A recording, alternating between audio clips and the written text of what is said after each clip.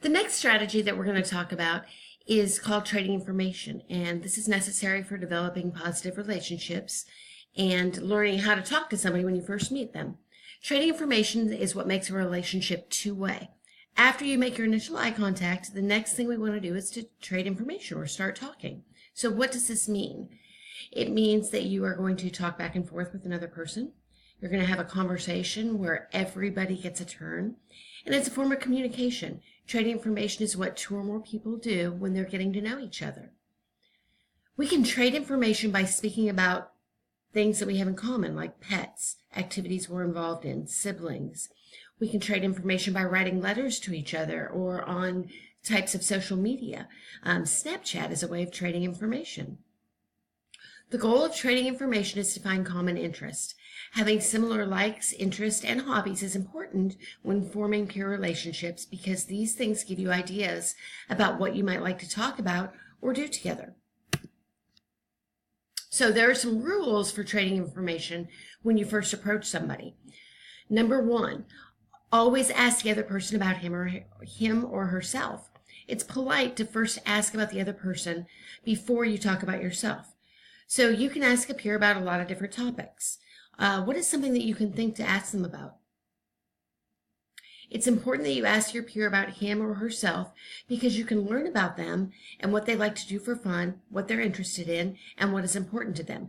It also shows that you have an interest in who they are and what's important to them.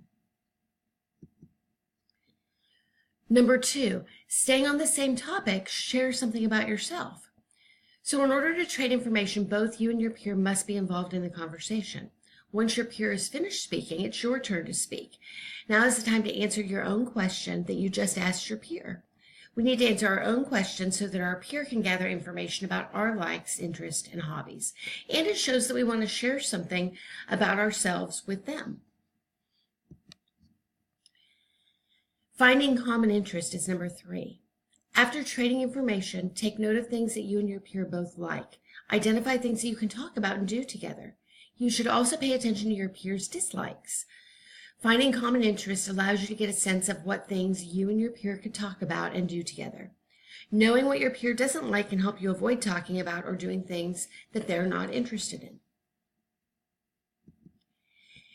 And the fourth rule is to share the conversation. So what does it mean to share the conversation? And why is this important?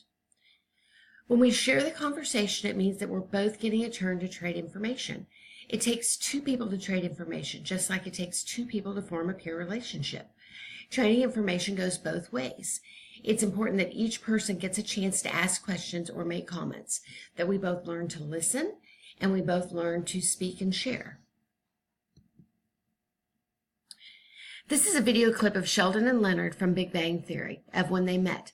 Take note of who is speaking, the topic of the conversation, as well as whether the conversation is interesting for both individuals.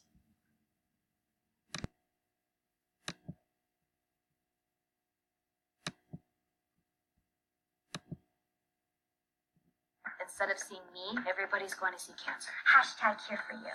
That was so horrible. Nice. So Sheldon's last roommate tried to warn you off. For all I knew, he was the crazy one. He had this really deranged look. Well, yeah, you've been living with Sheldon. Sure, it makes sense now. Anyway, I went upstairs and knocked on the door.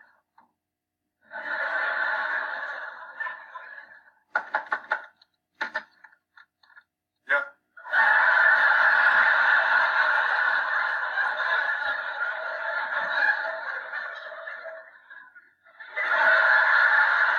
Dr. Cooper?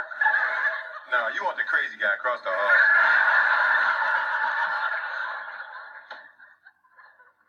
In retrospect, that was clue number 2.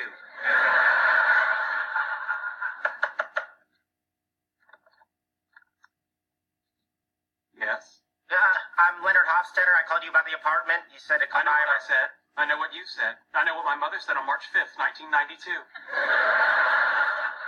What is the sixth noble gas? What? You said you're a scientist. What is the sixth noble gas? Radon? Are you asking me or telling me? Telling you? Telling you.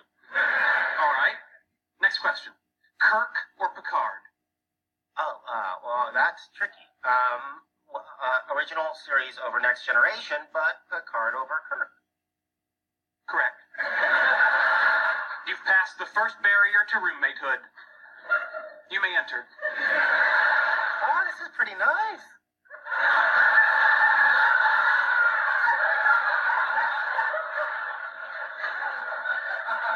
The bedrooms are back there?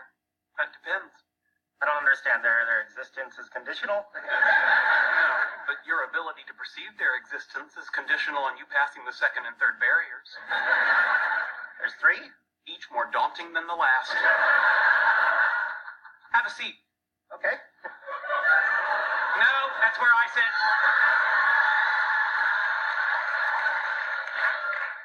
What's the difference?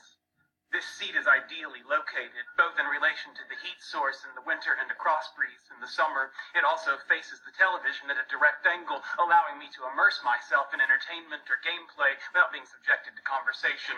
As a result, I've placed it in a state of eternal dibs. Can you do that? Cathedra mea reguli mei. That's Latin for my chair, my rules. Now, you said on the phone that your area of study is physics. Yeah, experimental physics. What is that? Doesn't concern you. You'll be going to the university every day. Yes. You have a vehicle, A car, yeah. and you'd be willing to drive me? Well, can you drive? I can. I choose not to. Okay, suppose I could drive you? Well, that's a point in my favor, right? Why don't you let me do this? Why? I just asked. Last question. In a post-apocalyptic world, which task would you assign the highest priority? Locating a sustainable food source, reestablishing a functioning government, procreating, or preserving the knowledge of mankind? I'm gonna go with preserving the knowledge. That's correct. FYI, I would have accepted any answer other than procreating. Come, I'll show you the rest of the apartment. Oh, good. I passed the barriers. The second barrier, don't get cocky.